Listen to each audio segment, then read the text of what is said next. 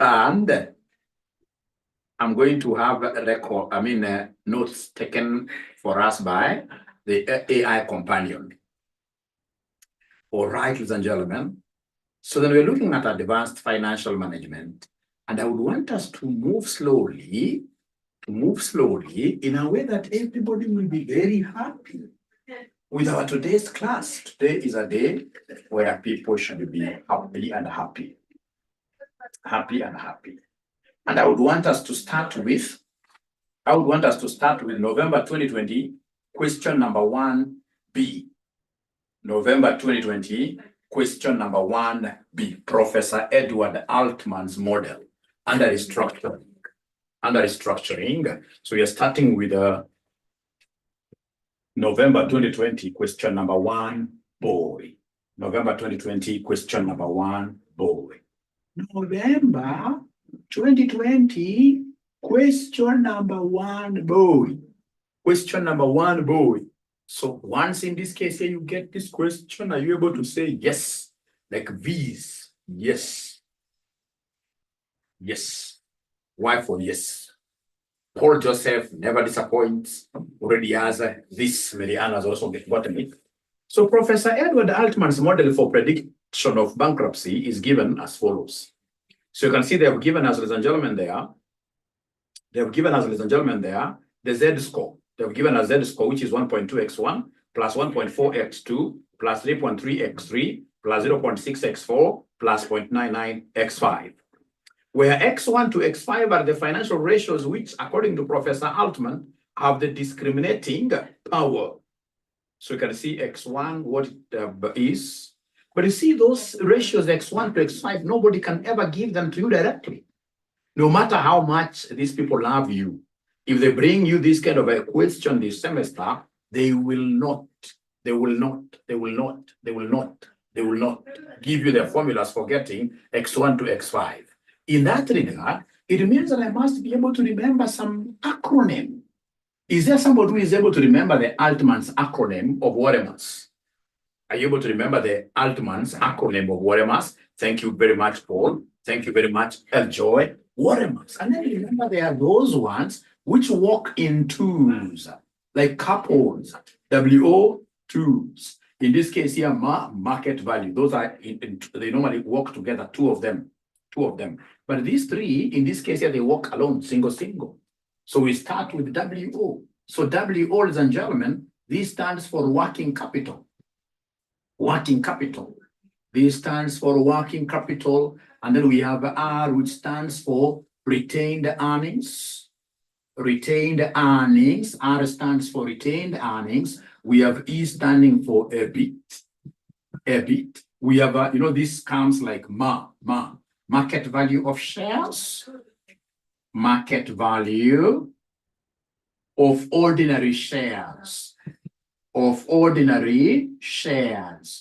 Market value of ordinary shares. And then we have lastly S. S in this case here stands for what here? Sales. So remember that this will give me X1 ratio. This will give me X1 ratio, X2, X3, and then we have X4, and then lastly we have X what here? We have X5.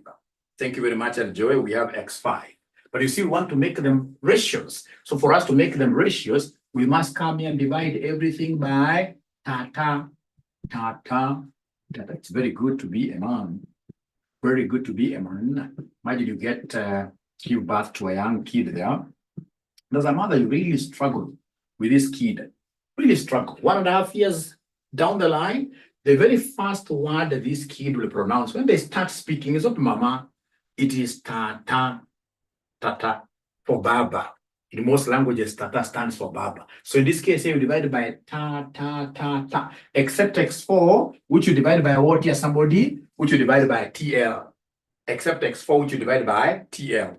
Where ta stands for total assets. Ta stands for total assets. So is there somebody who is able to see the total assets from the balance sheet given? Let's first of all square that out. Is there somebody who is able to see the total assets? Total assets from the balance sheet. There is a balance sheet called statement of financial position there. Total assets. How much are you able to see there? 400,000. Total assets, they are 400,000. Thank you so much. How about total liabilities? Are you able to see the total liabilities, my good students? Are you able to see my total liabilities? Go to this balance sheet. The other side of the coin, just give me one value. One value. One value.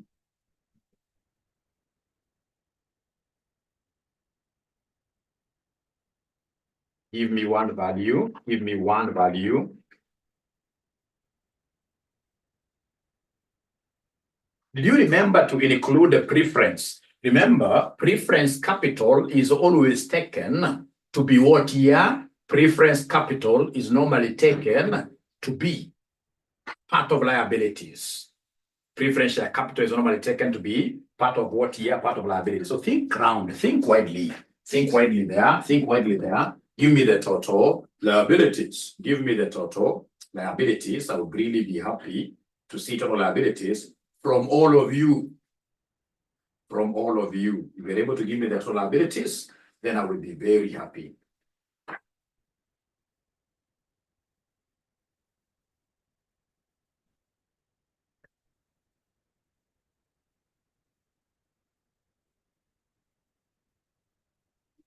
Waiting. What in this case here, are you guys able to see as your total liabilities? Now they're not talking to me. They're not talking to me.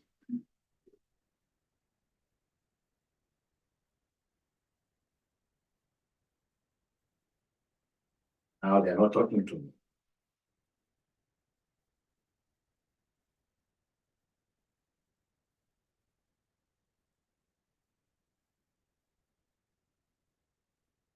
So how much do we have there? I want them to argue out. How much do we have there? How much do we have there?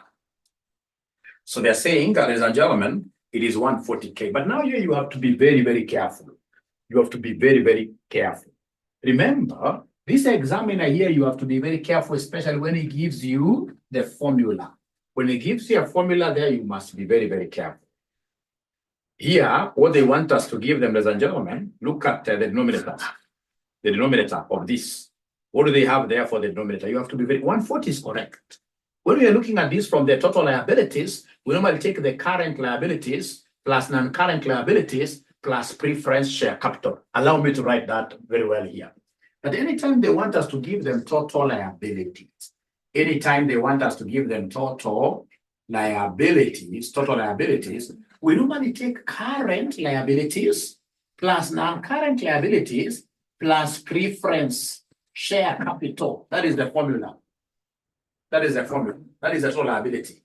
But what of a situation where the examiner talks about debts, debt including preference share capital, including preference share capital. Can we take current liabilities as debt? Is current liabilities part of our debt? Are current liabilities part of our debt? You know, when they talk of debt, they are basically making reference to what here? Long-term debt. Long-term debt. Long-term debt that you have gone to borrow or you have issued bonds there. You have issued bonds there. So if you look at the formula they have given us, they have told us to use debt including preference share capital. Please look at there. They are talking about market value of equity shares over book value of debt. Book value of debt including preference share capital. So when they talk of debt, then they are talking of what here? Long-term debt, the bank loans, the bonds, the debentures. So like now here I can see the debt there long-term, it is 80,000. It is 80,000. That is the only debt that we have, plus our preference share capital. Our preference share capital happens to be what there? Somebody happens to be 40,000. Happens to be 40,000. So then this will end up giving me what figure? Somebody there? This will end up giving us 120,000. I agree with you. And we would have really used the 140,000 had they not given us a formula. In the formula, their formula for X4, they have specified that they want us to work with book debt, what we have borrowed. Book debt, book debt, the book debt, including what here? Preference share capital. Therefore, in this case here, I will not work with total liabilities here. here I'm working with, I would want you to change this as per the formula they have given me. They have given me a formula where this one is book debt plus what here somebody inclusive of preference share capital. So I've taken the book debt. There is only one debenture not given there, which is 80,000 plus 40,000. So giving me 120,000. So up to here, ladies and gentlemen, are we really together? Have you been able to book that 120,000 yourselves? Great. Then what I want us to work on one stuff here, on one ratio at a time. Let's start with X1 where they want us to get working capital. So is there somebody who knows the formula of working capital? Is there anybody who could be knowing the formula of working capital? Working capital is CA minus current liabilities. So anytime they want us to get to them, the working capital, we normally take current assets minus current liabilities. So are you able to see the current assets in this question, really? If you go to your asset section, the current assets there, the current, I can see them, they are 100,000. Current assets are 100,000. We divide this by, not divide but minus, the current liabilities. Are we able to see current liabilities there? Oh, yes. We can see current liabilities of 20,000. We can see current liabilities of 20,000. And then whatever we get here, we divide this by what here? We divide this by total assets. Where total assets, you guys have given me a figure of 400,000. You guys have given me a figure of 400,000. So is there somebody who can give me the X1 value? Is there anybody who can give me the X1 value? So according to Mary Ann, Joy has also joined this. Dennis, great. So in this case here, we are getting there 0.2. And I will be able to wrap that working. I would want to wrap that working. Once you guys are able to write that 0.2, once you've been able to see where we are getting 0.2 from, then I should be able to wrap my working here because I want to create space. So we are saying that this one is 0.2. This one is 0.2. This one is 0.2 like that. How about this second one? Can somebody give me the X2 value? Is there somebody who can give me this X2 value? Is there somebody who can give me the X2 value? X2 value, what do we have there? X2 value. Remember, it is retained earnings. Which retained earnings are we talking about? Not the income retained earnings, not the income statement retained earnings. Retained earnings given the income statement is a 1 year's retained earnings. For us here, we want the balance sheet retained earnings. The retained earnings in the balance sheet, which belongs to the owners here. If you look at the equity, capital, equity, you'll be able to see there retained profit.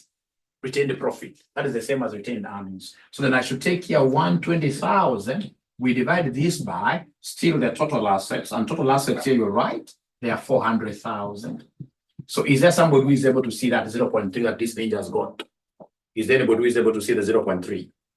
Great. Thank you so much. So this one, we are saying it will be 0.3. This one here will be 0.3. Now from there, we go to EBIT. EBIT, this is operating profit. EBIT is earnings before interest and taxes. That one, we shall get it from the income statement. If I go to my income statement for sure,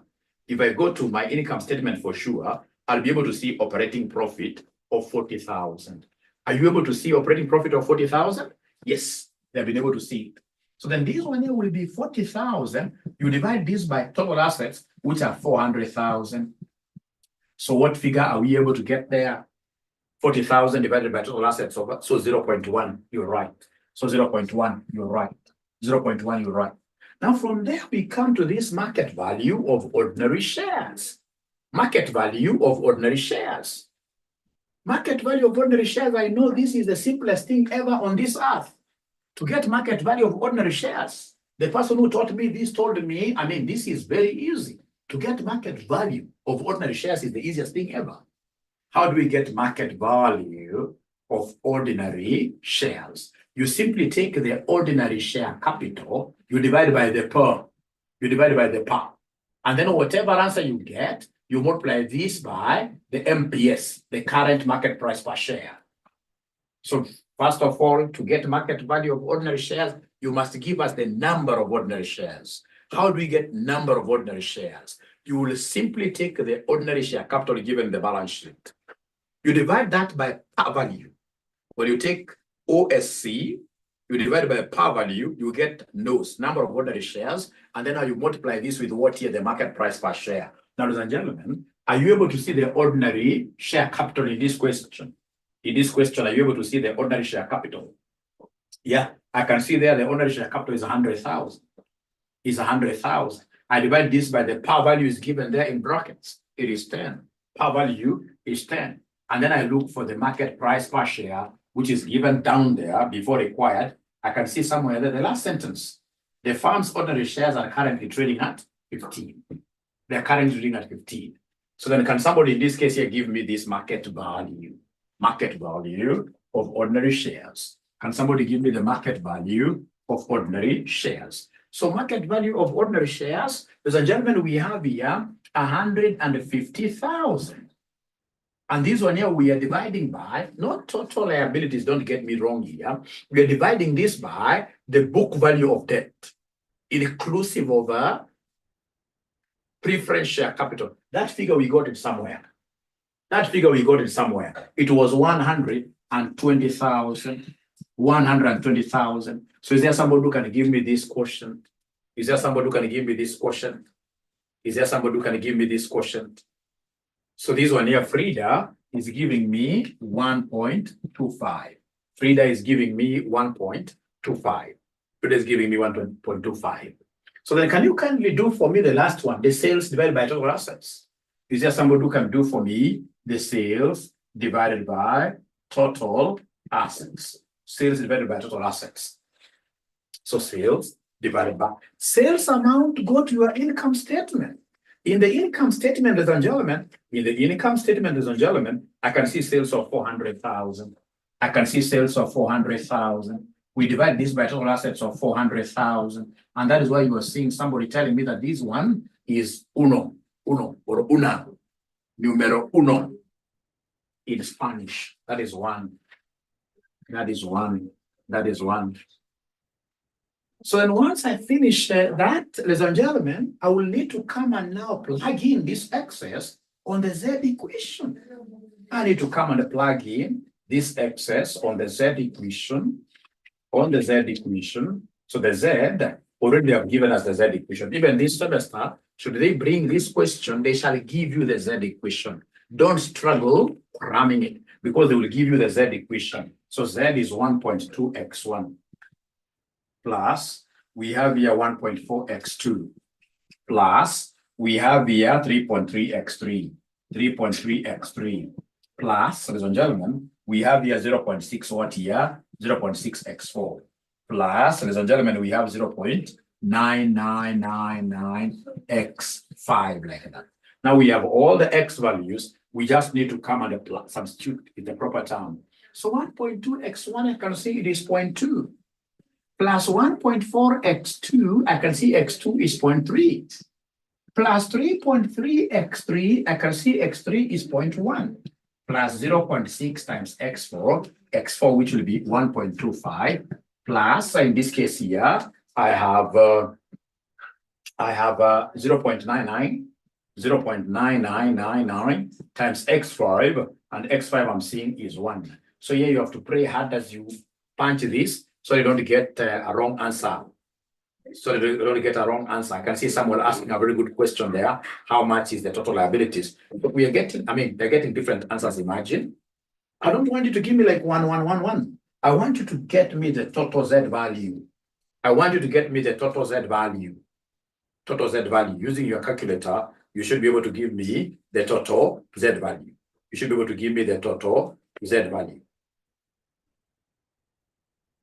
Total Z value. So is there somebody who is able to get 2.739? 2.739. Is there somebody who is able to get 2.739? 2.739, which is very good. So before I explain how I got the total liabilities, then could you kindly go and draw the number line? And your examiner has given you, actually, this examiner was a very good examiner. He told you a score of 2.7 or more. A score of 2.7 or more indicates no signs of failure, and a Z score of 1.8 or less indicates that there are signs of failure. Signs of failure. So then, can you kindly go and draw that on your number line? Remember our number line. Remember our number line. So, ladies and gentlemen, looks like this. Our number line looks like this. Our number line looks like this. This is how our number line looks like. So our number line looks like this. So we have here 0 to 1.8. Then we have 2.7. Then of course we have more there.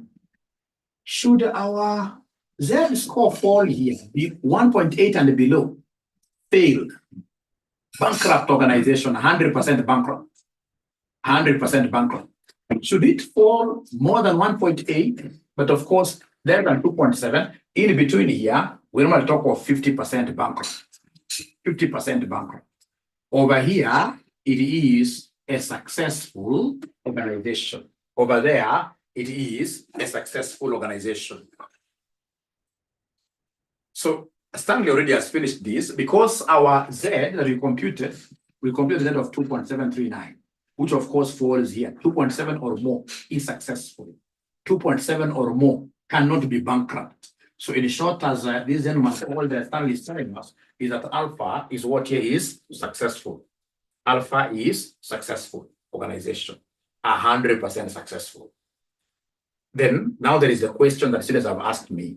Mwalimu, look at X4 very well. You see, X4 normally, what we normally do to get X4, we normally take market value of shares. Market value of shares divided by total liabilities. And normally what we do, we remember very well, total liabilities. To get total liabilities, we normally take the current liabilities plus non-current liabilities plus any preference share capital. Because remember, preference share capital owners, they normally get a fixed dividend.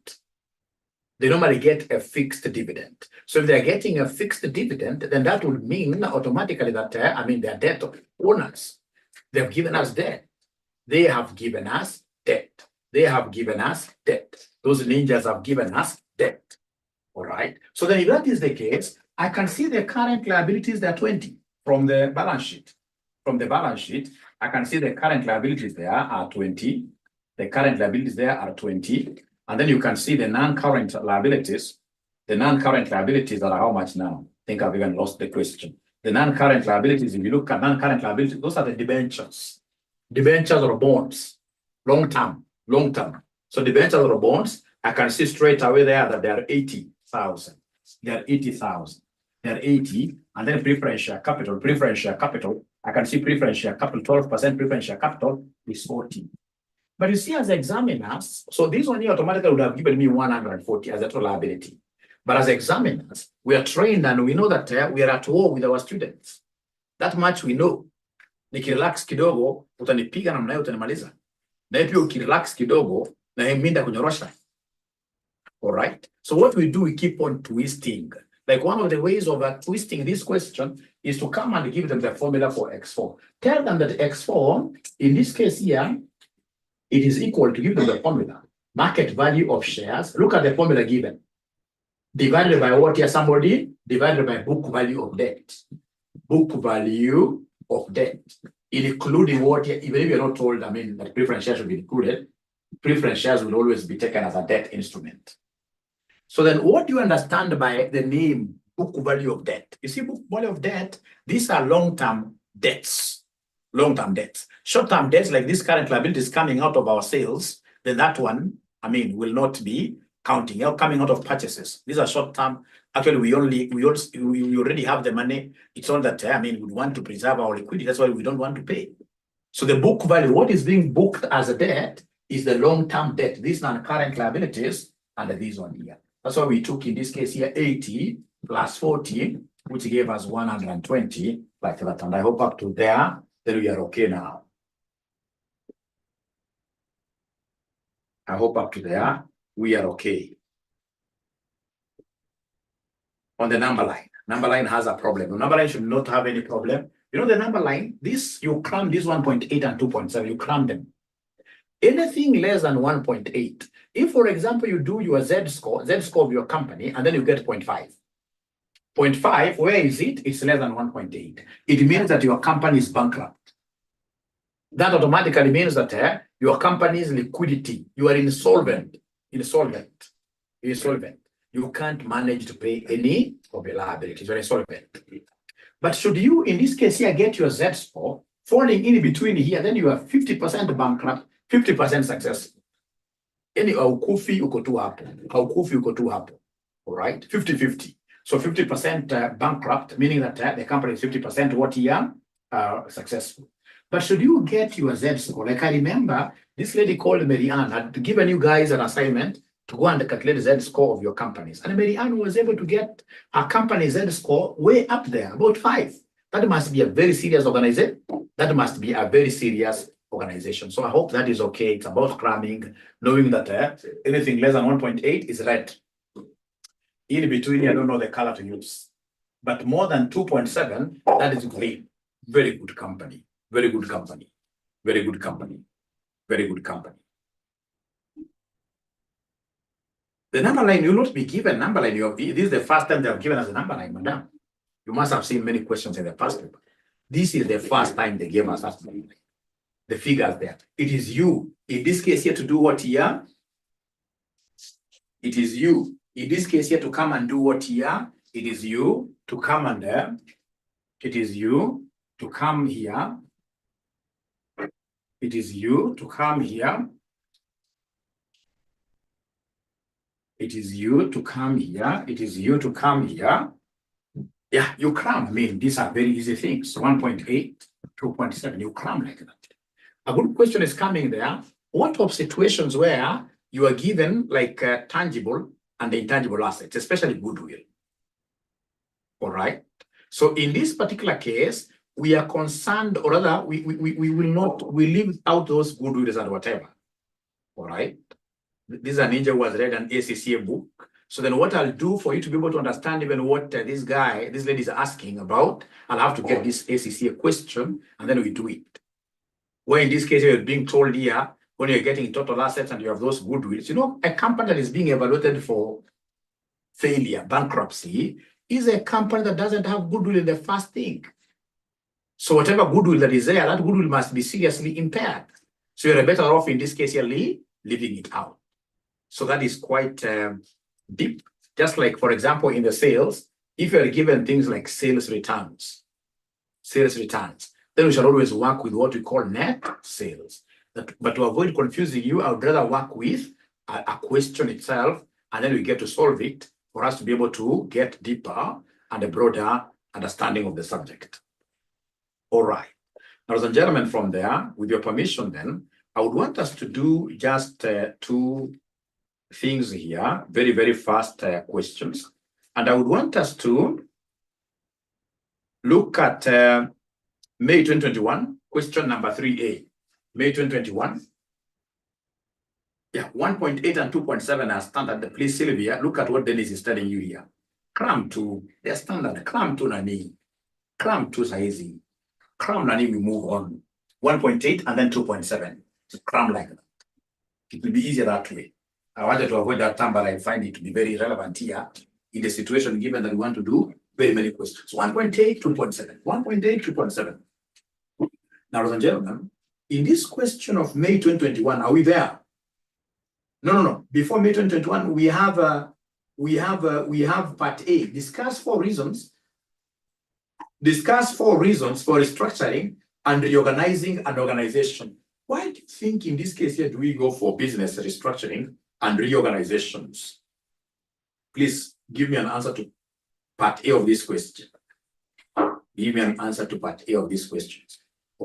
Why do you think in this case here do we need to be restructuring and reorganizing organizations? And today I'm going to give a very good present, ladies and gentlemen, to that student who is able to really give me very, very good answers.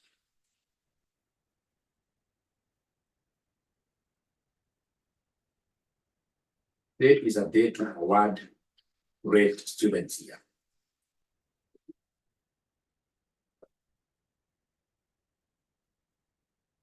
Why do you think in this case here do we need? Discuss 4 reasons for restructuring and reorganizing an institution. Abracadabra, I want to start reading your reasons for restructuring and reorganizing institutions. I want to read yours first. Why do we have to restructure? Why do we need to restructure? They're giving me very good points there. Very good points there. Do we restructure to boost performance? To increase synergy? To avoid liquidation of the company? Very good ones. So then I will be able to give you my points, and then you compare those with yours, and then you tell me which one we take. So the first one, ladies and gentlemen, is to increase profitability of the firm. To increase profitability of the firm. So this firm has been making persistent losses. So now we want to turn things around. Then we'll need to restructure it. We change the capital structure, we change the organizational structure, then that way we'll be able to make it more profitable. Of course, if I don't have enough points, I can also write on that to mention something to do with to increase a firm's liquidity. To increase a firm's liquidity. So remember, restructuring, reorganizing, at times you're doing what we call unbundling. You are selling, in this case, here some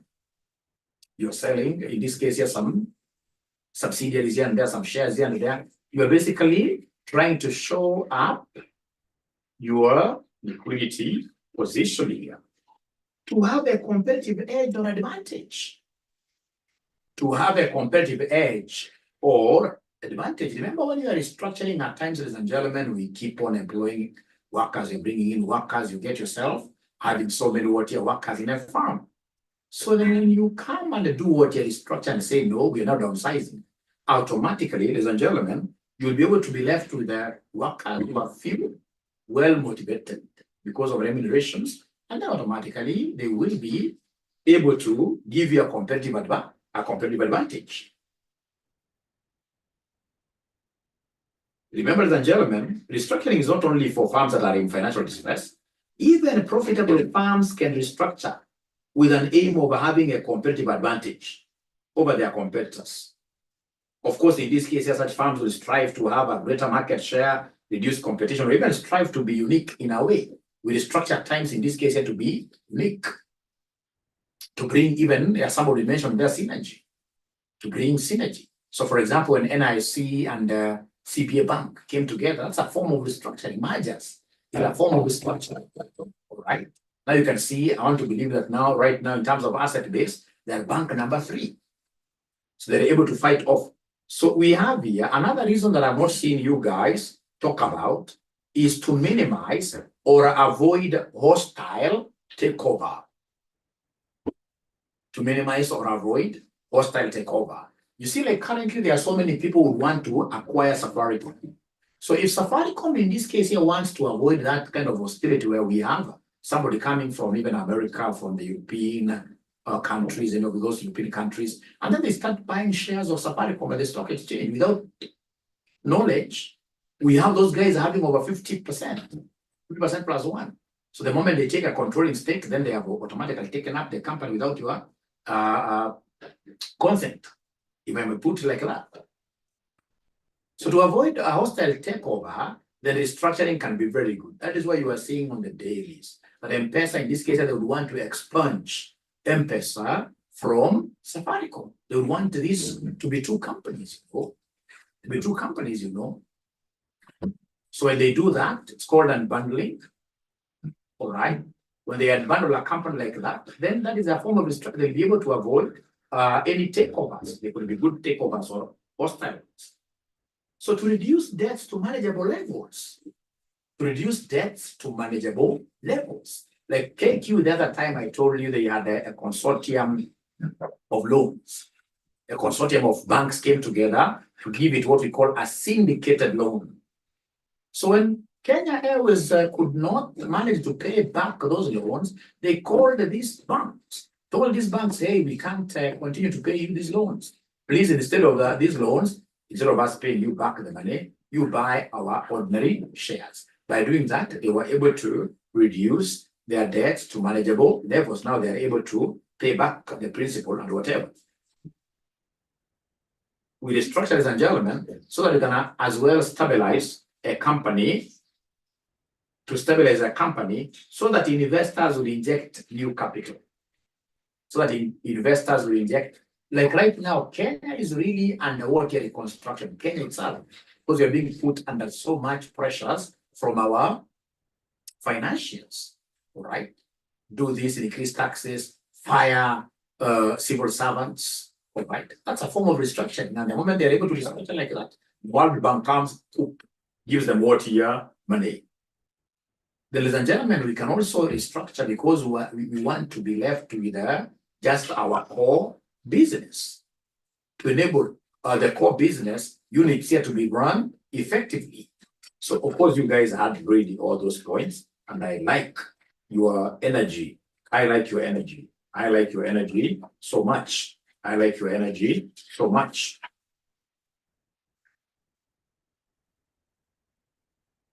There's a question that we have discussed severally, but I would just want you to have it now in once and for all. May 2021, question number 3A. May 2021, question number 3A. May 2021, question number 3A. I can see 20 new messages. Yeah, they have so many points. Very good points. They take the best ones, and then, of course, if possible, we can forget some points, even mine, if you feel that this point is a little bit weak. Leave it. Then we continue.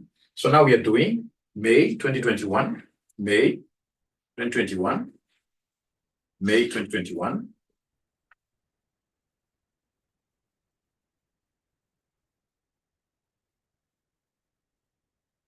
May 2021. Have you gotten the question?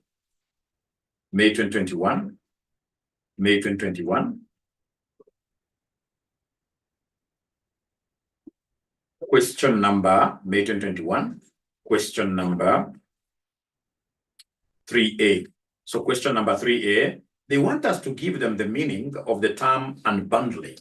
You see, like, I'm so sure even men who are here, do you know, like, for example, a bundle of unga, like a bale of unga, a bundle of unga has got how many packets of unga inside? How many packets of unga make that one bale? So when they're put together, we call that a bundle.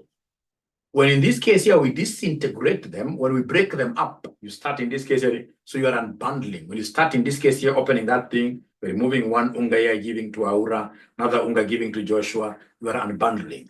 So the same happens whenever you have like a conglomerate, whenever you have like a huge institution,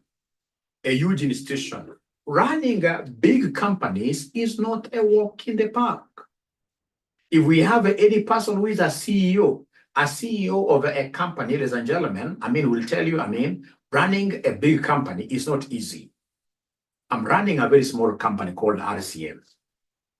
And the RCM, of course, we have got other sister institutions there. All right. We have RCM physical. We have RCM even welfare. Now we have RCM welfare. But I would want to make a promise that within 1 year, this RCM welfare will become one of the biggest circles. Right? So we have got many units within RCM. The units, initially I was I don't know whether I'm getting aged very fast. All right. Initially I could be like all over on WhatsApp. Nowadays I'm not all over on WhatsApp. So there are units in this case here that are able to even do in my absence. Fortunately, we have very good managers who are able to run them. But the point is, when you have a big institution, it becomes very hard to manage. So at times, unbundling, where you dispose some subsidiaries, you sell some assets of the company, you separate, in this case, your units within a company, becomes inevitable. It is this separation of business units from the parent that we call unbundling. You're separating them with an objective of selling them. So right there, unbundling.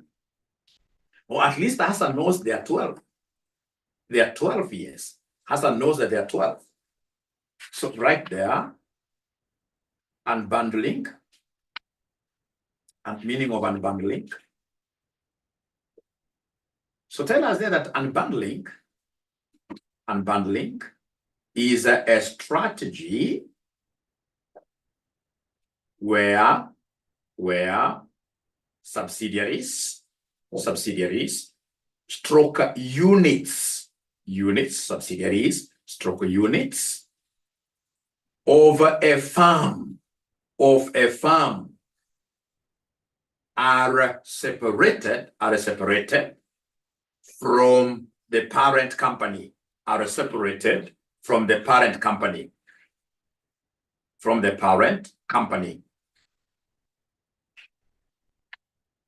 in order to improve the performance of the existing company, or the newly formed units,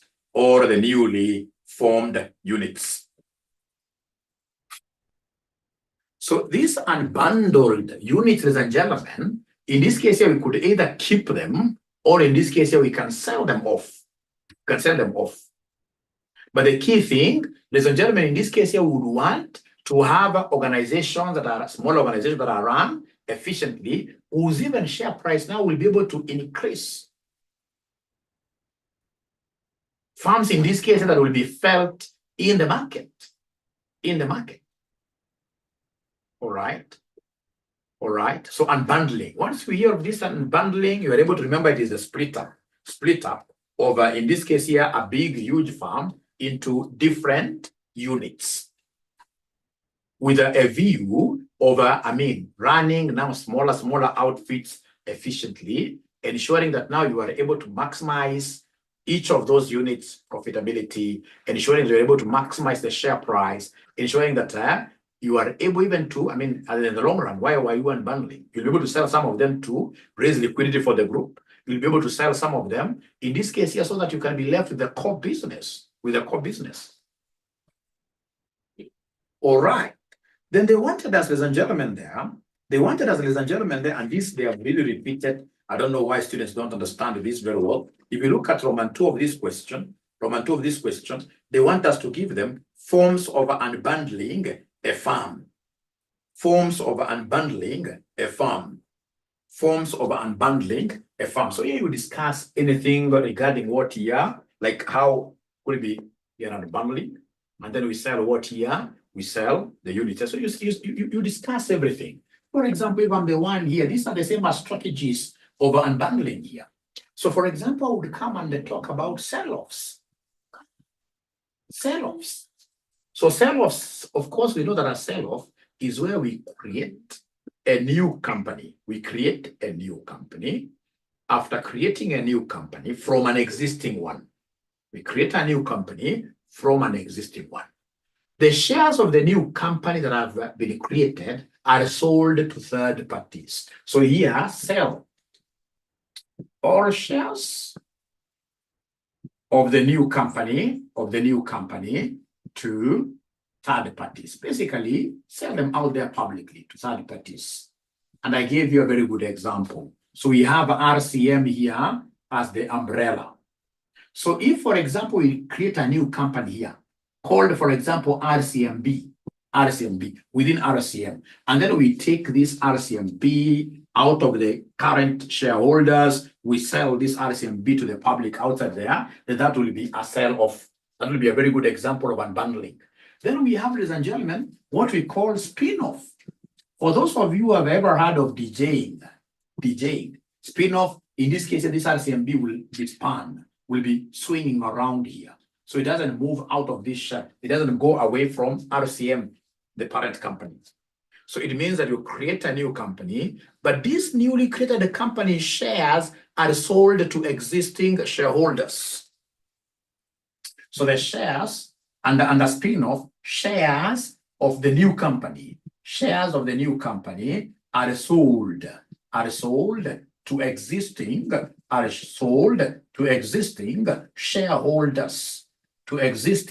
shareholders, like that. They are sold to existing who? Shareholders. Are you guys able to follow somehow? It is still part of unbundling. Because once you've been able to bring this thing as a separate unit. Of course, it will be having its own management, etc. Great that they are able to follow somehow. Then we have what we call a carve out. We have what we call a carve out. So under a carve out, normally what happens, if this is RCM now within RCM, what we shall do, we have created a new company, but now we don't sell all the shares. We shall carve out something for ourselves. And then we sell these other shares to third parties. So you're saying there very fast under a carve out, ladies and gentlemen, it's a form of unbundling. Where shares, where in this case here, a fraction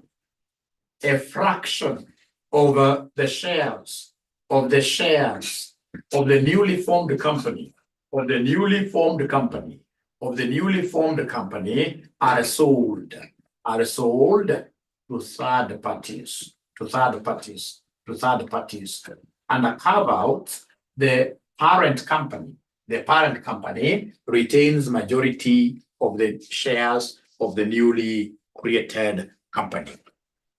So we shall retain the controlling stake with the parent and the RCM. We shall own like 52%, 60%. We are only selling minority. Out there, we are selling minority. Out there, we are selling minority. Yeah, our best spin-off the DJ like that. And then, ladies and gentlemen, we have so many other forms of other forms of unbundling. For example, demerger.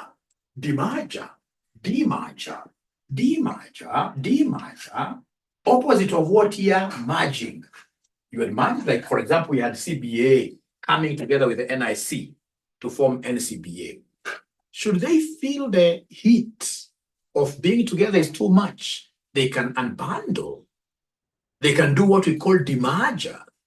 So demerger is the opposite of merger, and a demerger, we normally have a breakup of a company to their old outfits. So we have now NCBA demerging to NIC and CBA to the old companies that they were. That's a form of what here? It's a form of unbundling.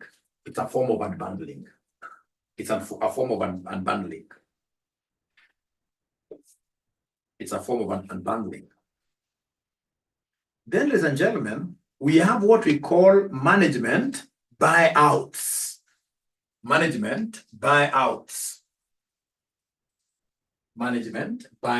It's a form of unbundling as well. Management buyouts.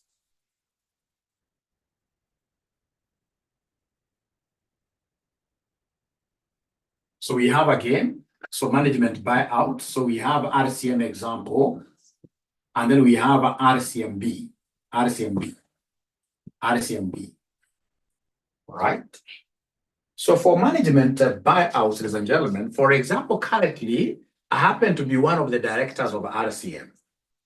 Of course, you can't be passionate about a business for so long. Even for me to have been at RCM for this time, I mean, I think I've tried. Because there are businesses we have tried in the past, and we just know that they weren't profitable. They were profitable, but you simply get tired of them. Like we tried a restaurant. When you keep on now going to a restaurant, you are selling whatever. I mean, you feel, this thing, when you're young, you think it's very nice. But as you age, you realize that whenever I'm getting profit, this is not my thing. Every day you are worried, these people are selling whatever they are. All right. But unless you're doing it on a very big scale, so you realize no. So the same case will happen in this case here, ladies and gentlemen, in some of these business we are doing. So after some time now, you will get in this case here, ladies and gentlemen, existing managers. So for example, at RCM, we have very, very many people. We have very, very many people who are existing, who are currently, for example, we have Mr. Job, CPA Job, right? So these existing managers here can easily see an opportunity at RCM. So then what they will do, they'll simply come and tell me, Mzee, now you're becoming old. Let's give you a very good pension alternative. Let's give you like 100 million, you just disappear.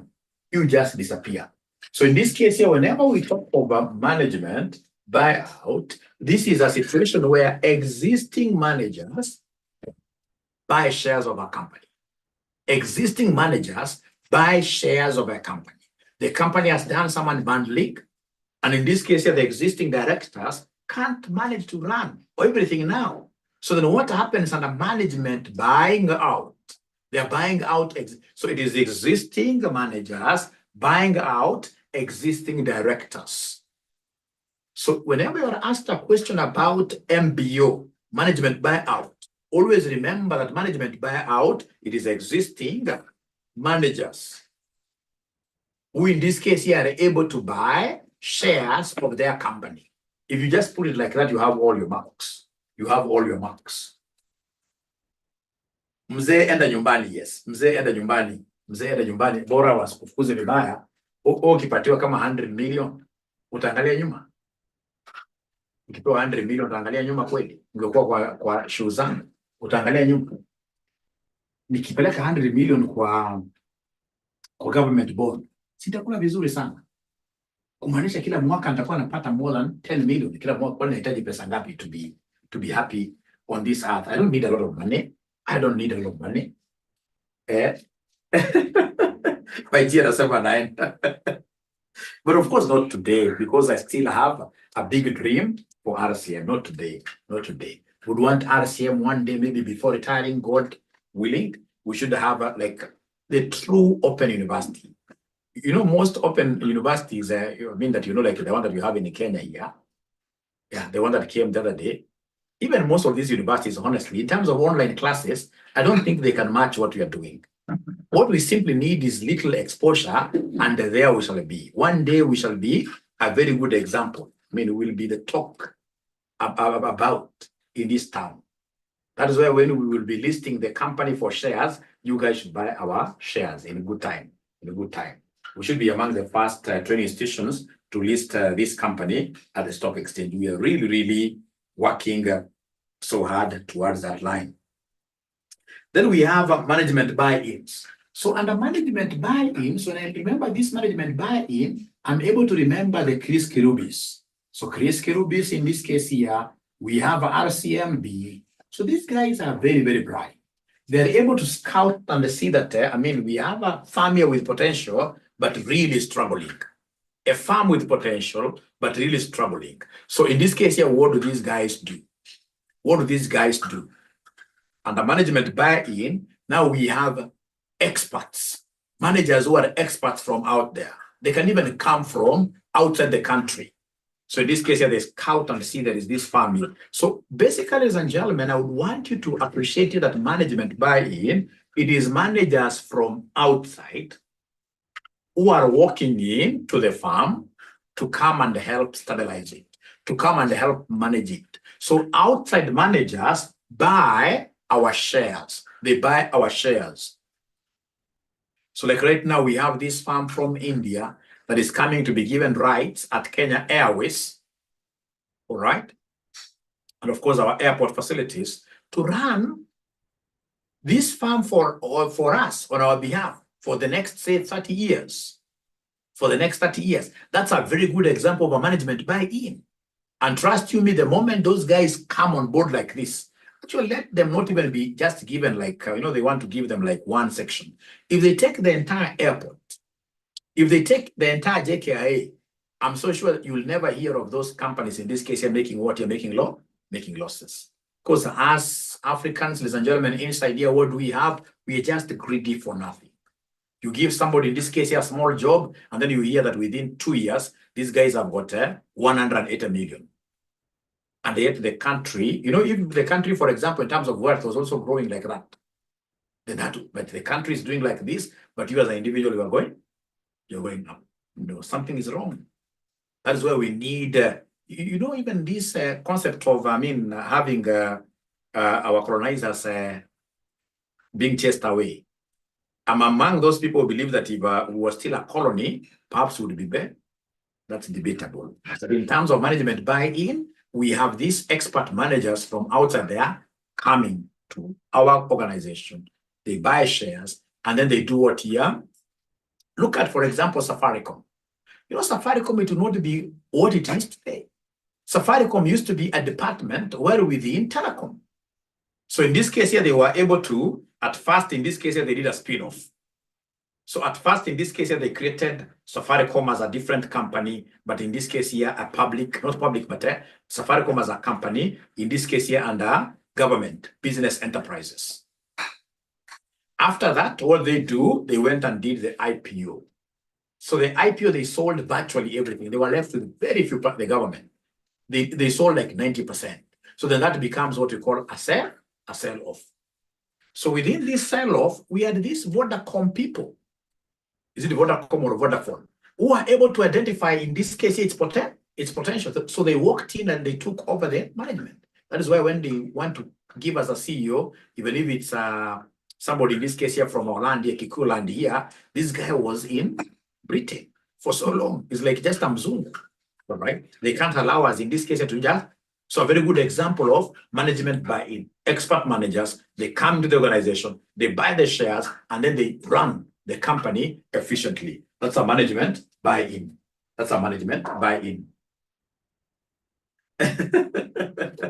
All right, ladies and gentlemen.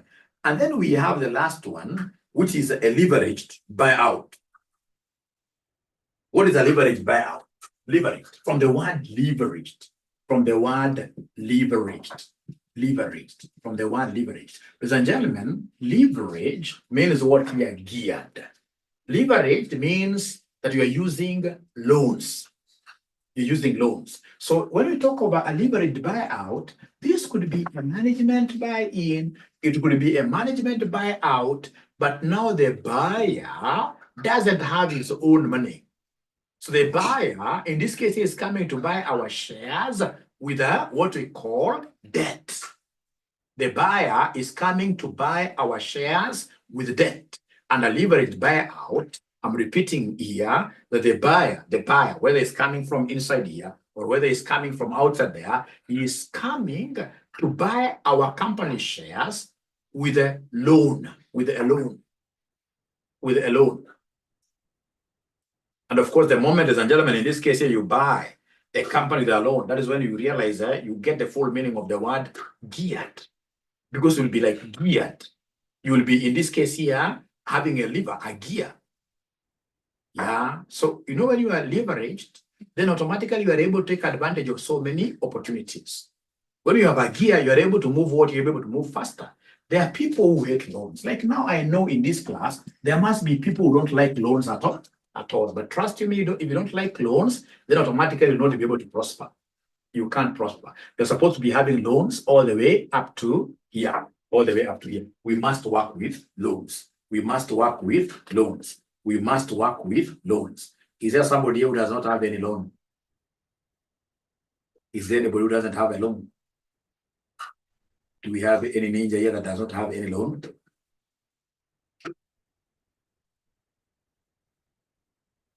Okay, Hassan, I can understand because Hassan is a Muslim. He's a Muslim. Muslims in this case here, they are quite keen on loans because, you know, even, tunafaa kuwa nayo. A company having a high gearing. So please don't forget that leveraged buyouts, because you can see on the papers, those concepts are really, really many. They're really, really many. Leveraged buyout, the buyer of our company comes in with what here? With a loan. And that is why we normally say that such individuals are a bootstrap. Bootstrap. When you hear of bootstrapping, a bootstrapped investor is that investor who makes investments using what here loans. Like myself, I'm a bootstrapped investor. Most of my investments in this case here are through what here? Through loans. That's why you can see I don't have the hair.